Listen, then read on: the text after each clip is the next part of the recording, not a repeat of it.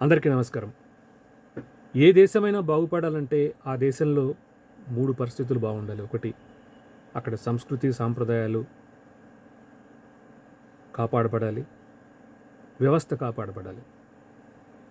కానీ ప్రపంచంలో ఏ దేశంలో లేనంత వ్యవస్థని నాశనం చేసేటటువంటి ప్రక్రియ ఓన్లీ మన భారతదేశంలోనే జరుగుతుంది. అది త్రూ పొలిటీషియన్స్ అండ్ సమ్ విదేశీ శక్తులు. విదేశీ శక్తుల ప్రమేయంతో మన దేశంలో వ్యవస్థని కుప్పకూల్చాలి అనేటటువంటి దురుద్దేశంతో రాజకీయ నాయకులు, రాజకీయ పార్టీలు ముందుకు వెళుతున్నాయి. ఈ వ్యవస్థని కాపాడుకుని మన దేశాన్ని పురోభివృద్ధిలోకి తీసుకుపోవాల్సిన బాధ్యత మన వ్యవస్థ పైన, మన ప్రజల మీద ఉంది. జాగ్రత్తగా మేలుకుందాం, మన వ్యవస్థని, మన దేశాన్ని కాపాడుకుందాం. అలా చేయని పక్షంలో మన కళ్ళు మనమే పొడుచుకున్నంత పాపం అవుతుంది. జై హింద్.